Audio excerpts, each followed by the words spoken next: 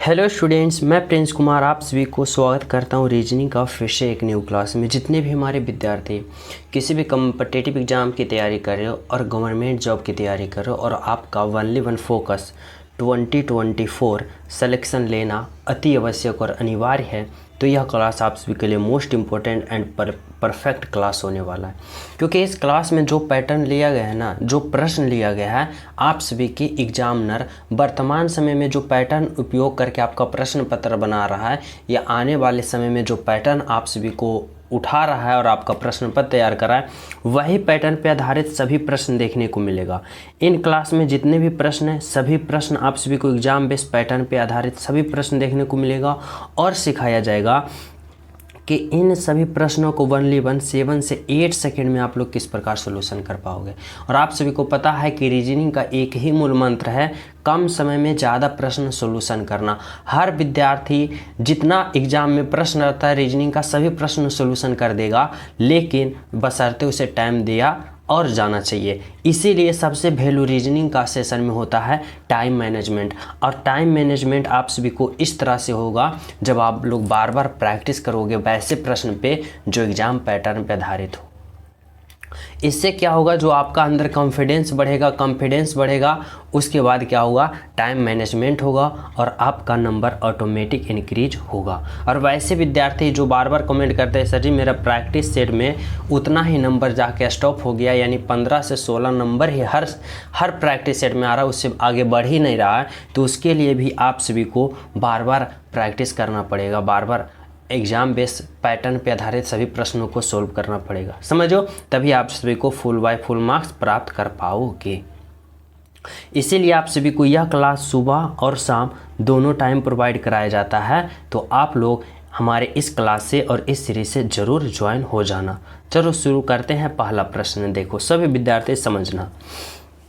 पहला प्रश्न देखो कह रहा है आप सभी से कि ऑक्सीजन, कार्बन डाइऑक्साइड और वातावरण, यानी इन तीनों का एक साथ सही संबंध किस प्रकार बनाओगे, ताकि इन चारों में से कौन सा फिगर है जिसका आप लोग चयन करोगे तो इन तीनों का एक साथ सही संबंध बता दे। कौन सा ऑप्शन को चयन करोगे, तो इस तरह से सोचना। कैसे, तो देखो क्या है, ऑक्सीजन है, कार्बन डाइऑक्साइड है और वातावरण है। देखो अगर हम वातावरण के लिए एक गोला बनाता हूँ, चलो मैं इसके लिए किसके लिए बनाया, वातावरण के लिए एक गोला बनाया। अब देखो वातावरण के लिए गोला बनाया तो देखो ऑक्सीजन जो है ना, यह क्या है, एक प्रकार का गैस है, और कार्बन डाइऑक्साइड भी क्या है, एक प्रकार का गैस है। और ये दोनों कहाँ पाया जाता है, तो वातावरण के अंदर, यानी वातावरण के अंदर ऑक्सीजन भी पाया जाता है और कार्बन डाइऑक्साइड भी पाया जाता है, लेकिन ऑक्सीजन अलग है, कार्बन डाइऑक्साइड अलग है। समझो ना, इस तरह से दोनों अलग अलग होगा, लेकिन होगा किसके अंदर, तो यह होगा वातावरण के अंदर होगा,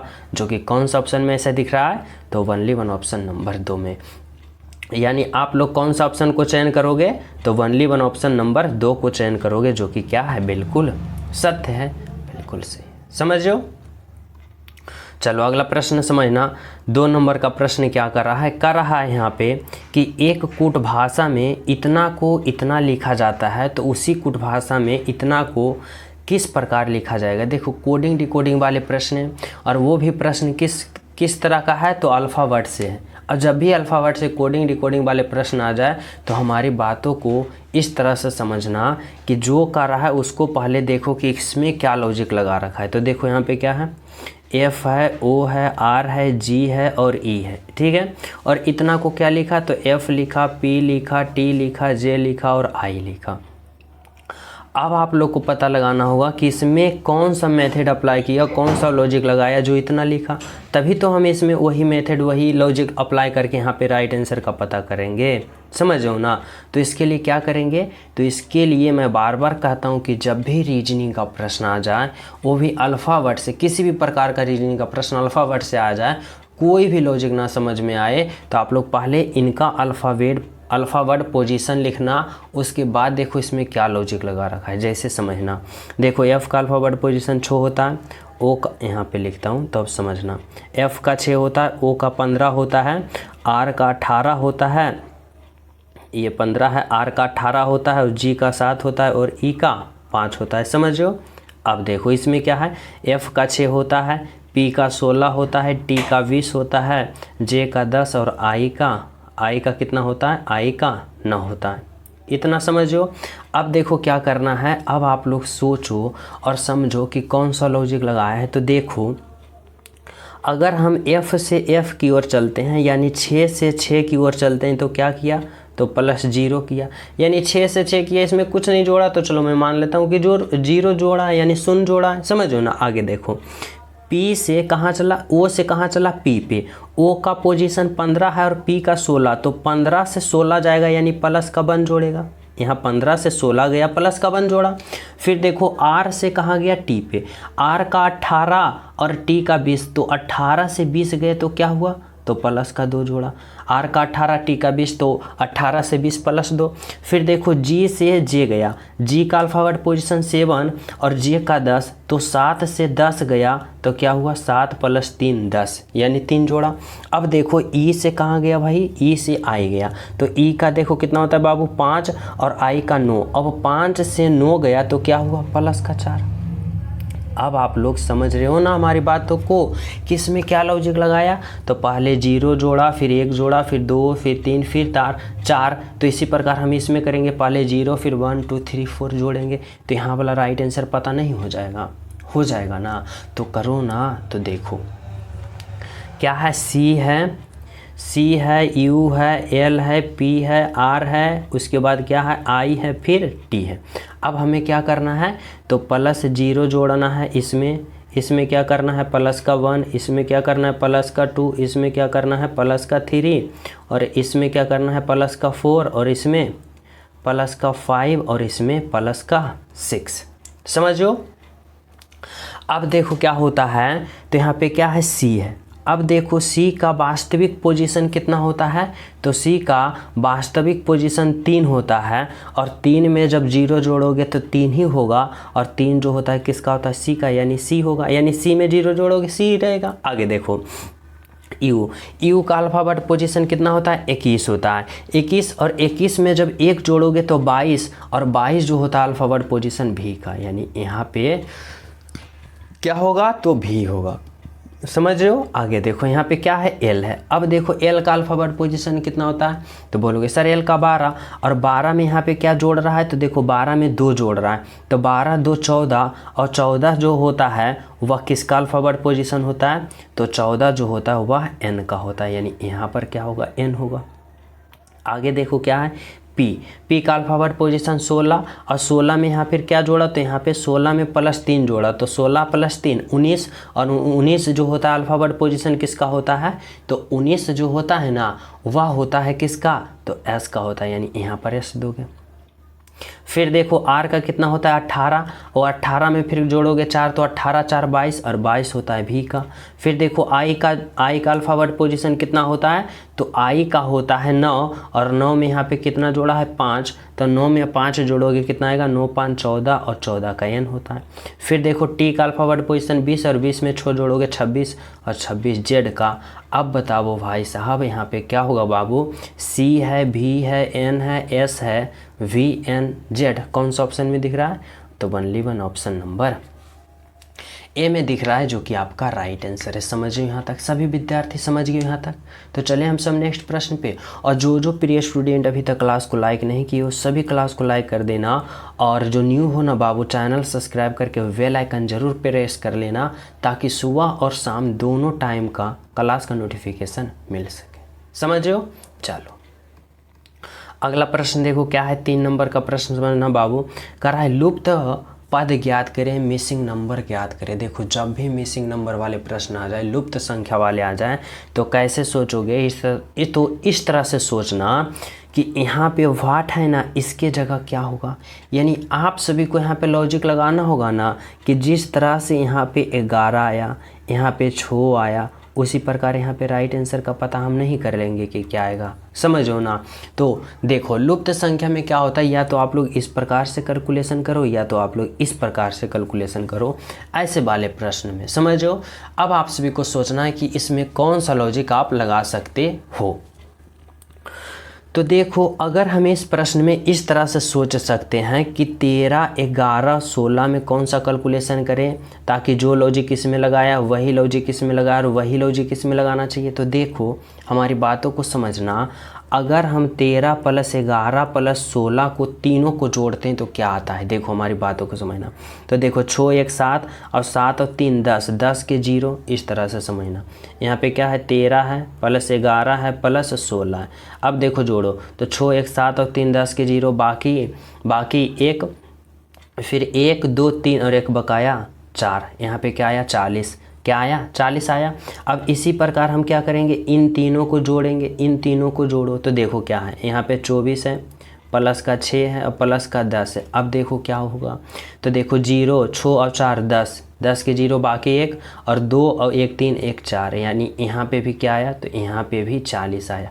यानी समझ रहे हो कि अगर जो लॉजिक इसमें लगाया ना वही लॉजिक इसमें लगाए, क्योंकि तीनों को जोड़ा तो देखो यहाँ भी 40 आया और इन तीनों को जोड़ा तो यहाँ भी 40 आया। तो हम इन तीनों को भी जोड़ेंगे तो 40 आना चाहिए। इसके लिए यहाँ पे क्या रखें, तो वही तो हमें पता करना है ना। तो देखो 9 होगा, प्लस यहाँ पे कुछ नहीं है, यहाँ पे मतलब निकालना है हमें, तो चलो मैं यहाँ पे x मान लेता हूँ और प्लस का 20 और बराबर हमें कितना चाहिए, 40 चाहिए, 40 चाहिए। समझो ना।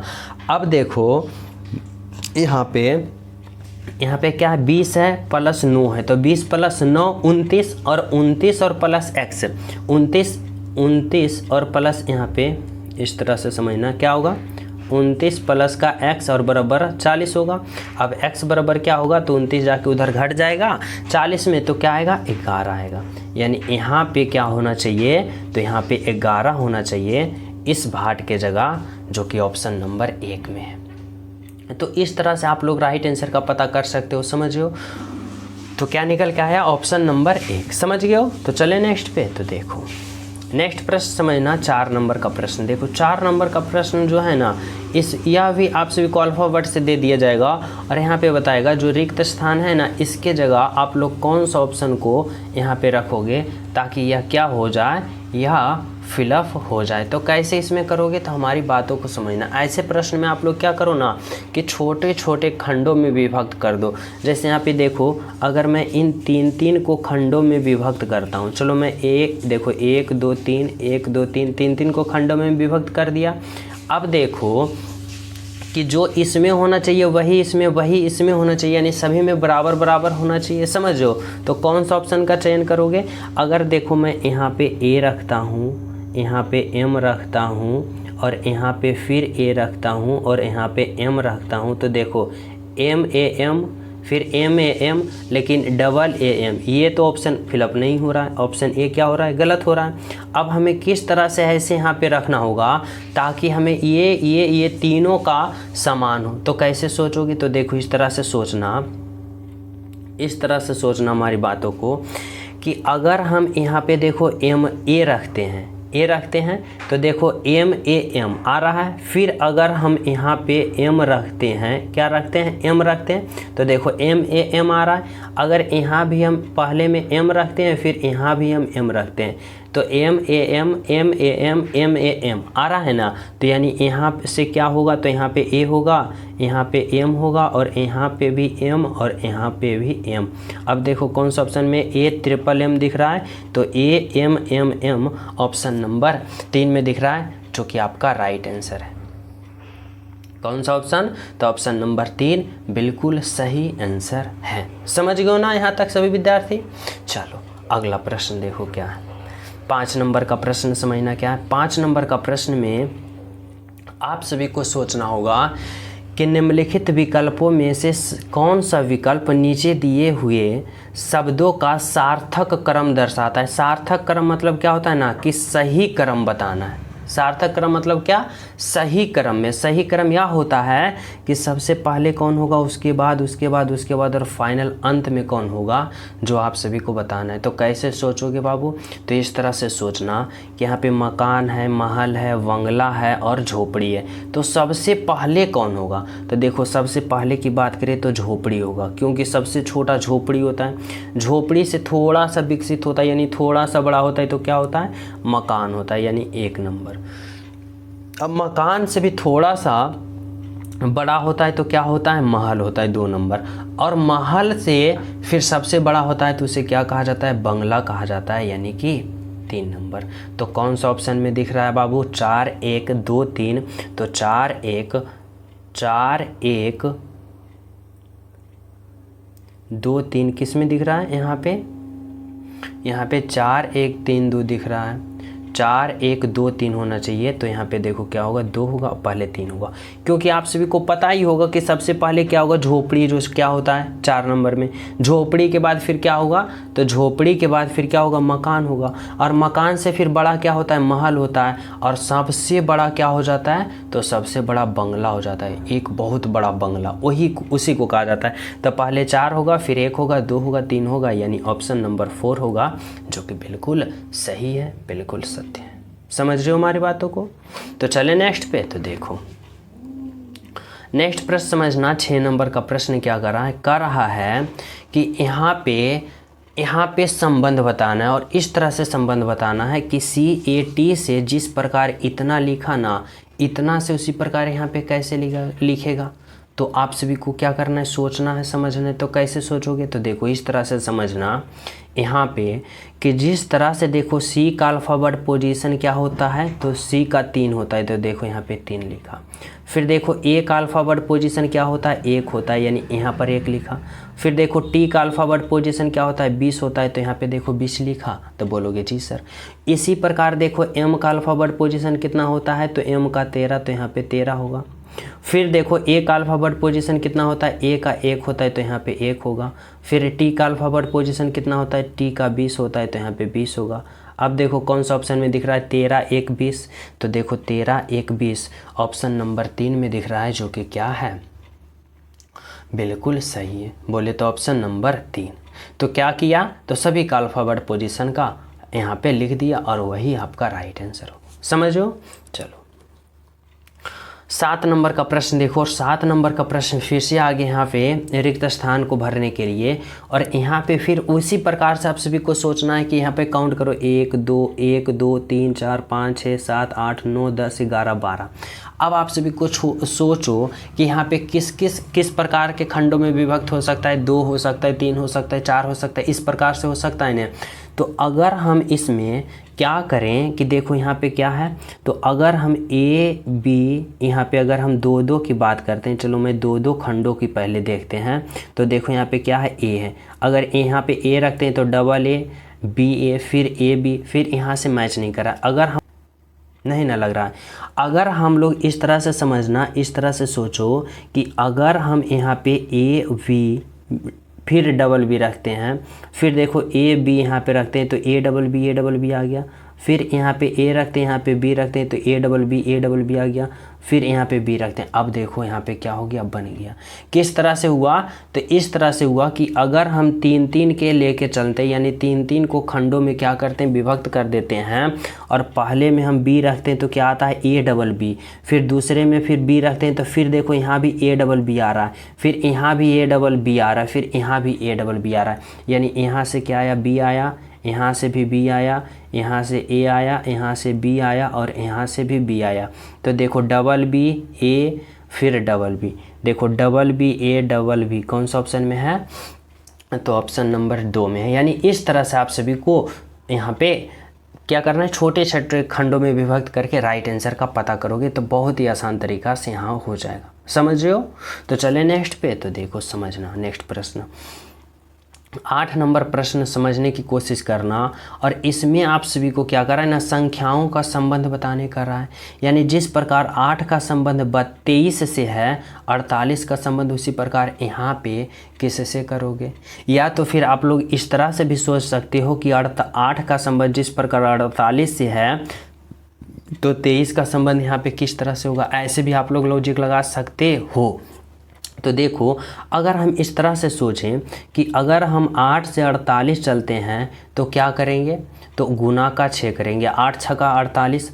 अगर हम 23 से यहाँ पे चलते हैं तो इसमें क्या करेंगे, गुना का 6 करेंगे, तो 23 गुने 6 करो तो क्या आएगा, 6 18 6 दूनी 12 13 1 3 8 कौन सा ऑप्शन में है, तो देखो ऑप्शन नंबर 3 में है, जो कि बिल्कुल सही है। तो किस तरह से किया, तो गुना का 6 किया, वही आपका राइट आंसर आ गया 138। तो चले नेक्स्ट पे। तो देखो नेक्स्ट प्रश्न समझना, 9 नंबर का प्रश्न क्या कर रहा है, इस बार कर रहा है अल्फ़ा वर्ड का संबंध बतावे। अल्फ़ा वर्ड का संबंध बताने यानी ए सी ई से जिस प्रकार वी डी ई बनाना, उसी प्रकार इतना से यहाँ पे कैसे बनेगा। तो देखो इसमें लॉजिक पता करने के लिए क्या करोगे, वही आप लोग क्या करोगे, अपनाओगे, क्या अल्फ़ाबेट पोजीशन का पता करोगे। देखो जैसे यहाँ पे क्या होता है, ए का अल्फ़ाबेट पोजीशन 1, सी का 3 और ई का 5, समझो। आगे देखो बी का कितना होता है, 2 होता है, डी का 4 होता है और एफ का कितना होता है, 6 होता है। अब आप लोग यहाँ पे सोचना कि क्या लॉजिक लगाया है इस तरह से कि देखो ए से बी गया तो क्या हुआ, तो 1 से 2 गया यानी क्या हुआ, तो प्लस का 1 हुआ। फिर देखो सी से डी गया और सी का 3 डी का 4, तो 3 से 4 गया तो क्या हुआ, प्लस का 1। फिर देखो ई से एफ गया, ई का 5 एफ का 6, तो 5 से 6 गया तो क्या हुआ, प्लस का 1। यानी सभी में प्लस का 1 प्लस का 1 प्लस का 1 कर रहा है। तो इसका भी सभी का अल्फ़ाबेट पोजीशन में हम प्लस वन करेंगे तो राइट आंसर आ जाएगा ना। तो देखो क्या करेंगे, एम में हम कितना जोड़ेंगे, 1 जोड़ेंगे, तो एम का अल्फ़ाबेट पोजीशन 13 और 13 में 1 जोड़ेंगे 14 और 14 जो होता है किसका होता है, एन का। फिर देखो ओ में जोड़ेंगे तो वो का अल्फ़ाबेट पोजीशन 15 और 15 में 1 जोड़ेंगे 16, 16 जो होता है पी का। फिर देखो क्यू में जोड़ेंगे तो क्यू में +1 जोड़ेंगे तो क्यू का 17, 17 में 1 जोड़ेंगे 18, 18 होता है आर का। अब देखो एन पी आर कौन सा ऑप्शन में है, तो ऑप्शन नंबर 1 में है एन पी आर, जो कि बिल्कुल सत्य है। समझ गए हो। तो चले नेक्स्ट पे। तो देखो नेक्स्ट प्रश्न समझना, 10 नंबर का प्रश्न समझने की कोशिश करना। देखो इसमें क्या किया ना, सबसे अलग लॉजिक लगाया। ऐसा भी प्रश्न आप सभी को एग्जाम में पूछा गया है तभी यह प्रश्न आया है।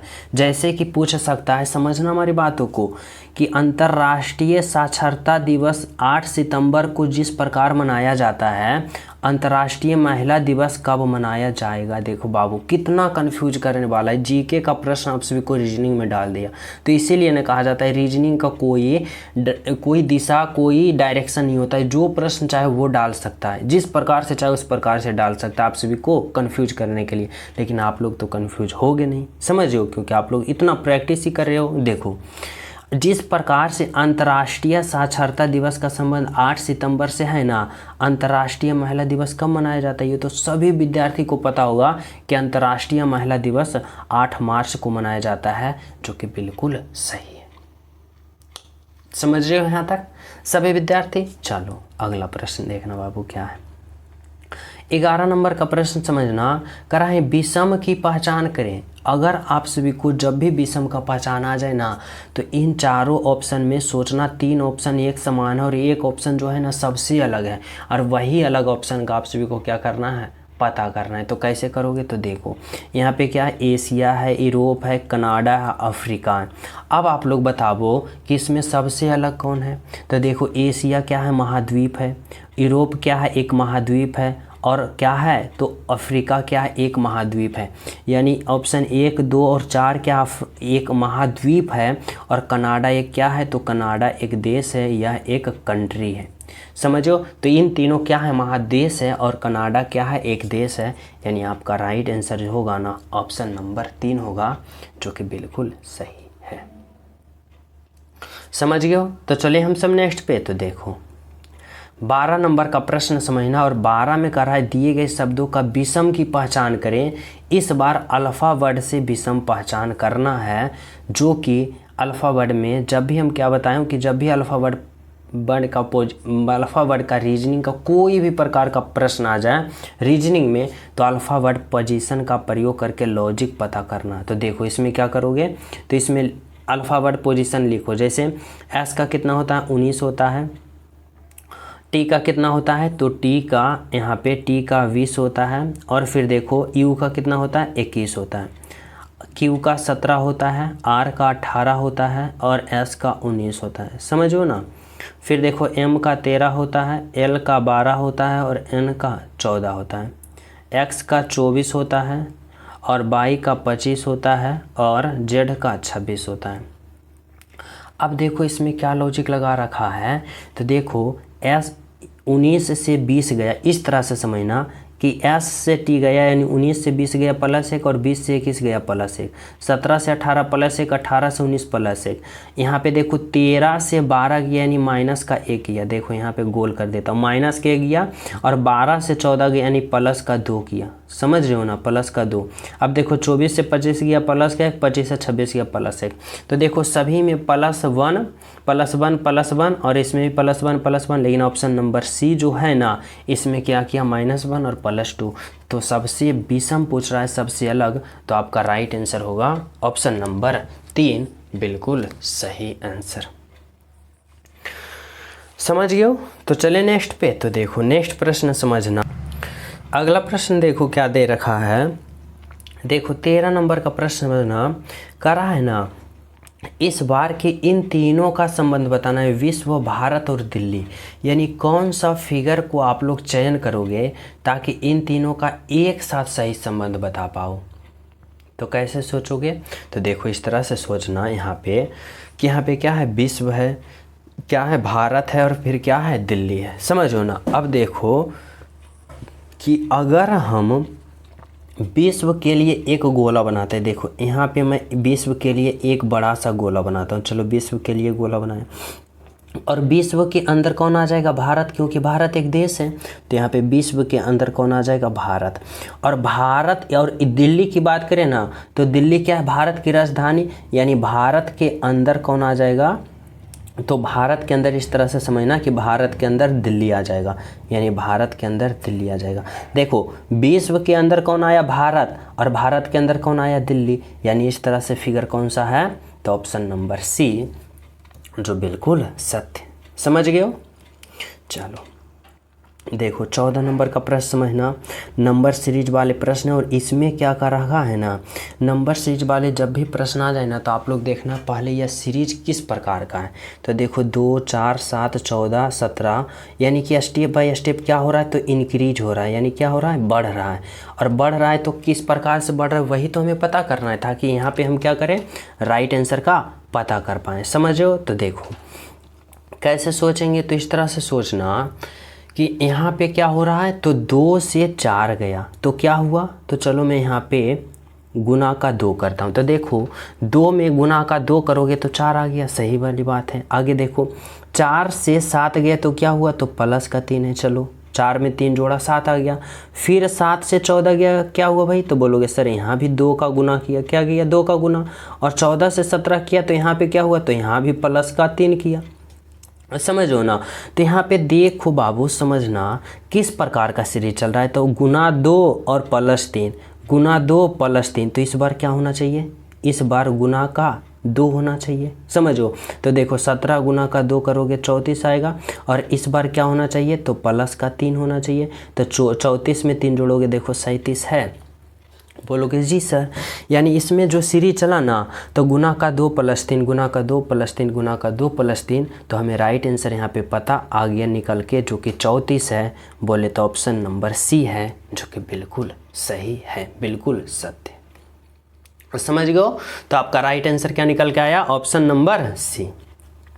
तो चले हम सब नेक्स्ट प्रश्न पे। तो देखो नेक्स्ट प्रश्न समझना आप लोग क्या कर रहा है, 15 नंबर का प्रश्न समझने की कोशिश करना। देखो 15 नंबर का प्रश्न करा है, दिए गए विकल्पों में से लुप्त अंक ज्ञात करें। लुप्त अंक ज्ञात करें यानी मिसिंग नंबर बताना है आप सभी को कि इस व्हाट के जगह कौन सा ऑप्शन होगा और इसमें क्या लॉजिक लगा रखा है।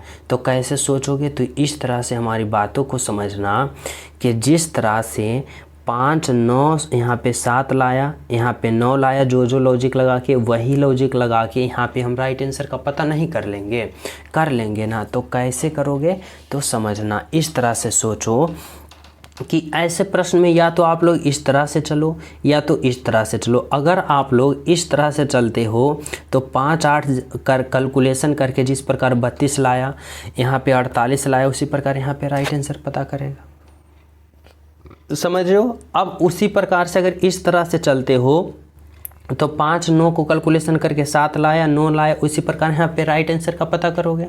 तो देखो अगर हम ऐसे प्रश्न में इस तरह से चलते हैं, इस तरह से सोचो आप लोग कि अगर हम 5 और 8 को क्या करते हैं, आपस में गुना करते हैं।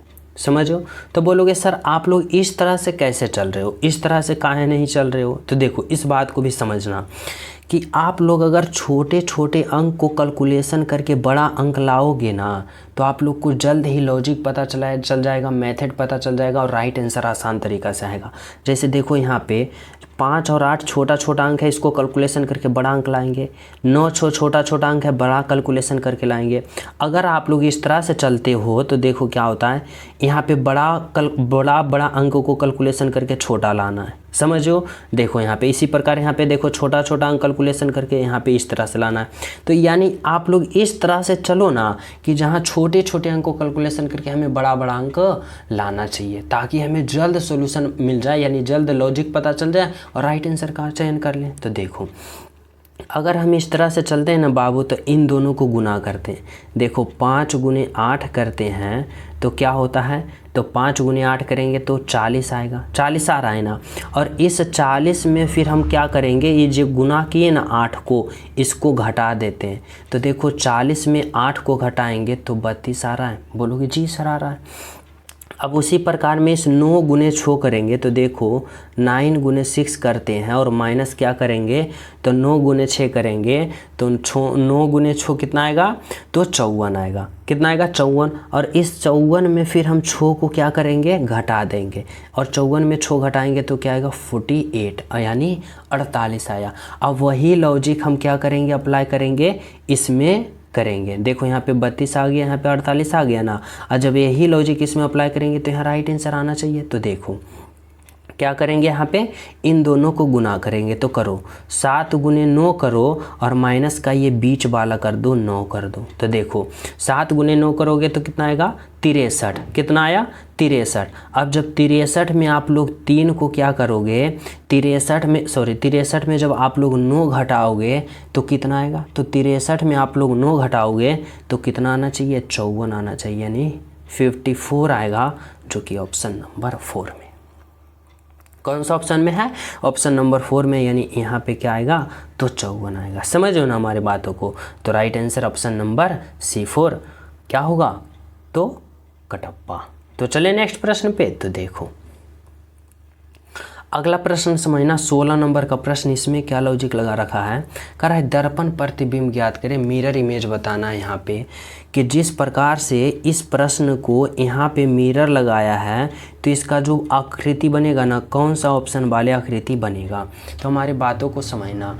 मिरर इमेज में क्या होता है ना कि दाएं वाला फिगर बाएं में चला जाता है और बाएं वाला फिगर दाएं में चला जाता है, यानी नीचे वाला ऊपर, ऊपर वाले यानी उलट पुलट जाता है। समझो, दाएं बाएं, लेफ्ट राइट और राइट लेफ्ट हो जाता है। तो देखो अगर मिरर यहाँ पे लगाते हो तुम लोग तो इसका जो प्रतिबिंब बनेगा ना, कैसा बनेगा, तो इस तरह से बनेगा। देखो ये जो सीधी रेखा वाले हैं ना, इस तरह से है, जो यह उलट के किस तरह से हो जाएगी, तो ये इस तरह से हो जाएगा, इस तरह से हो जाएगा। देखो इसका मुंह इधर है तो इधर हो गया और इसका मुंह इधर है तो इधर हो गया। समझो हमारी बातों को, इतना हमारी बातों को समझो ना, इस तरह से हो गया। अब देखो ये जो टेढ़ वाला है ना, तो टेढ़ वाला को इस तरह से समझना कि इसका मुंह देखो ऊपर की ओर है, तो ये किस तरह से हो जाएगा, तो ये इस तरह से हो जाएगा। किस तरह से हो जाएगा, एक मिनट, ये इस तरह से हो जाएगा। समझो। अब त्रिभुज की बात करें, जो देखो इस तरफ त्रिभुज का मुंह है ना, यह उलट के किस तरफ हो जाएगा, तो इस तरफ हो जाएगा, ऐसे हो जाएगा। और इस तरह से जो यहाँ पे त्रिभुज है ना, उलट के कहाँ जाएगा, यहाँ पे, और इसका मुंह कैसा हो जाएगा, तो ऐसा हो जाएगा।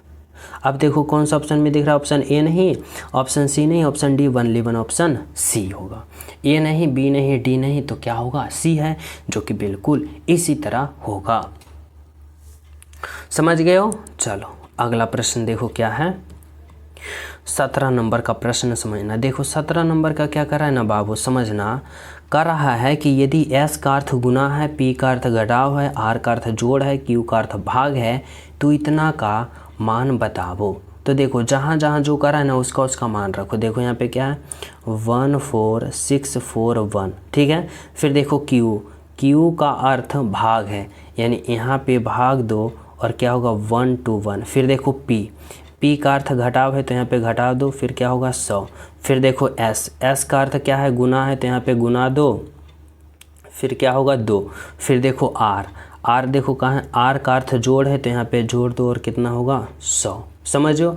अब आप लोग क्या करो, तो इसका आप लोग सॉल्यूशन करो। किस प्रकार से, तो बोर्ड मास प्रयोग करके पहले किसका भाग, फिर गुना और फिर घटाओ, फिर अंत में फिर पहले भाग फिर गुना फिर जोड़ और अंत में घटाओ।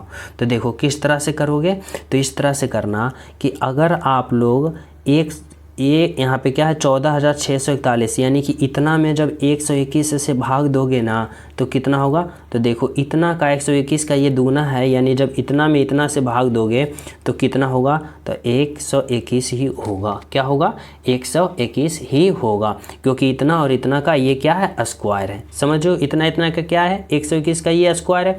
जब इतना से इतना भाग दोगे तो 121 ही आएगा। समझो।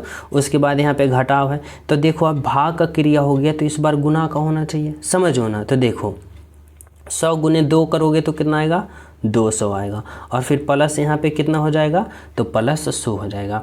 अब देखो क्या करोगे, अब आप लोग देखो भाग का क्रिया कर लिए हो, गुना कर लिए हो, तो इस बार क्या करना है, जोड़ का और फिर घटाव का। तो लेकिन पहले क्या होगा, तो पहले जोड़ का होगा। तो देखो 100 और 121, तो 100 और 121 को जोड़ोगे तो कितना आएगा, 221, और 221 में जब 200 घटाओगे तो कितना आएगा, 21, जो कि कौन सा ऑप्शन में है, तो ऑप्शन नंबर बी में, यानी 21 आएगा। समझ गए हो। चलो प्रश्न समझना क्या कर रहा है बाबू, देखो यहाँ पे ये प्रश्न जो है ना मिसिंग नंबर वाले प्रश्न है, लुप्त संख्या वाले प्रश्न है, और इस प्रश्न को मैं आप सभी को होमवर्क के रूप में दे रहा हूँ। और इस प्रश्न को सभी विद्यार्थी बताना कि इस भाट की जगह क्या होगा। बहुत ही सिंपल और बहुत ही आसान तरीका है। अगर आप लोग अपने माइंड का 1% भी उपयोग करोगे ना तो यह राइट आंसर आ जाएगा। और हमें पूर्ण विश्वास है आप लोग सभी प्रिय स्टूडेंट इस प्रश्न का राइट आंसर कॉमेंट में अभी तुरंत ही सॉल्यूशन करो, और यहाँ पे राइट आंसर कॉमेंट में जरूर बताना। और जो न्यू हो चैनल पे पहली बार हो तो चैनल सब्सक्राइब कर लेना और बेल आइकन को जरूर प्रेस करना, ताकि क्या होगा कि सभी क्लास का नोटिफिकेशन आप सभी को मिल सकेगा। समझो।